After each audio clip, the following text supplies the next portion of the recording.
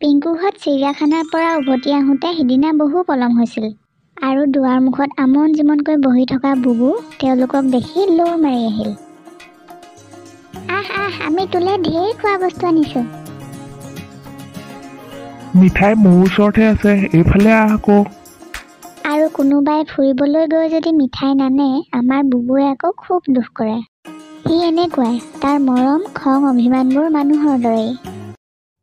অলপ সময়ৰ পিছতেই সন্ধিয়া নামিল আৰু পিংকু গ'ল মাকৰ লগত পথাৰলৈ লখিমীক আনিবলৈ। এইয়াই হ'ল লখিমী, পিংকুহঁতৰ নতুনকৈ অনা গাইজনী। আৰু তাইক আনিবলৈ যোৱাত পলম হ'লে পথাৰৰ সৰু বাটটোলৈকে তাই মূৰ তুলি তুলি চাই থাকে। আৰু লখিমী য'তে থাকিলেও গম পোৱাকৈ পিংকুৱে তাইৰ ডিঙিত এটা টিলিঙা মাৰি থৈছে। আৰু আগে আগে লখিমীৰ সৈতে পিংকুৰ মাক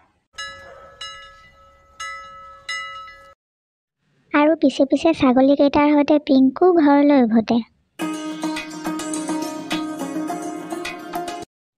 ইফালে ঘৰত থকা কুকুৰাকেইটিক আইতাই ধান চাউল দুটিমান খুৱাই গঁৰালত ভৰালে। আৰু লেম্পটো ধুনীয়াকৈ মচি কাচি সকলো ফালে পোহৰ পৰাকৈ এঠাইত ওলোমাই থলে। আৰু জোন তৰাও আকাশত ফটফটীয়াকৈ দেখি পোৱা হ'ল। পিংকু, চিংকি আৰু মাক প্ৰতিদিনৰ দৰে গোসাঁই ঘৰত সেৱা কৰিবলৈ সোমালে আৰু চিঞৰি চিঞৰি প্ৰাৰ্থনা গাই তিনিও প্ৰভুক সেৱা কৰিলে। এইবাৰ আৰম্ভ হ'ল সিহঁতৰ কিতাপ পঢ়া পৰ্ব। দুয়োটাৰে কিন্তু মনে মনে খুৰাকলৈ খুব ভয়, কাৰণ খুৰাকে যেনেকৈ মৰম কৰে তেনেকৈ শাসনো কৰে। চিংকি যিহেতু সৰু, সেইবাবে তাই আইতাকৰ লগতেই বহে। জোনাক নিশা চোতালতে এখন ঢাৰি পাৰি লয় আৰু তাতেই বহি নাতিনীয়েকে আইতাকৰ পৰা বৰ্ণমালা শিকে। আৰু মাজে মাজে উঠি গৈ আমাৰ চিংকি জোন তৰা হিচাপ নকৰাকৈ নাথাকে আৰু আঁতৰৰ পৰাই তাই জোনবাইলৈ চাই, জোনবাই বেজী এটি দিয়া, বেজীনো কেইলে মোনা আহিবলৈ বুলি গাই আকৌ আইতাকৰ ওচৰত গৈ বহে। আৰু আইতাকেও জানো নাতিনীয়েকক কম মৰম কৰে। নাতিনীয়েকক বিচনীৰে বিচি বিচি সদায় শুনাই থকা সাধুকেইটাকে উৰাই ঘূৰাই শুনাই থাকে। আৰু চিংকিৰ কাষত থাকে তাইৰ আটাইতকৈ ভাল লগা বস্তু কেইপদ: 2-3ডালমান পেঞ্চিল, পিংকুৰ পুৰণা কাঠৰ স্কেল এপাত, এটা সৰু কম্পাছ, পিংকুৱে ছবি আঁকিবলৈ দিয়া বাহিৰা বহী এখন আৰু খুৰাকে আনি দিয়া তাইৰ আটাইতকৈ মৰমৰ ৰং পেঞ্চিল কেইডাল। পঢ়িবলৈ কিতাপখন নহ'লেও কিন্তু তাইক এই কেইপদ বস্তু লাগিবই। আৰু অলপ আঁতৰতে পিংকুৱে পঢ়ে খুৰাকৰ লগত। পিংকুৱে পঢ়ি যায় আৰু নজনাটো খুৰাকক সুধি যায়।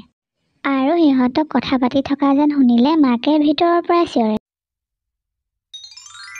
পিংকু, ডাঙৰ ডাঙৰকৈ পঢ়, মই পাকঘৰৰ পৰাই শুনি থাকিব লাগিব। আৰু তাৰ মাজতে আমাৰ বুবু আইতাহঁতৰ ওচৰলৈ ঘনাই অহা যোৱা কৰি থাকে। সি কিছু সময় আইতাৰ কাষতে শুই সাধুবোৰ একান্ত মনে শুনে।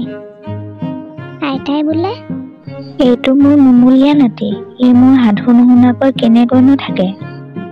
আৰু তাৰ মাজতেই বুবু হাউতকৈ উঠি গৈ পাকঘৰলৈ লৰ মাৰে। মাৰ ওচৰলৈ গৈ ভাত বিচাৰি সি যিখনহে আমনি কৰে।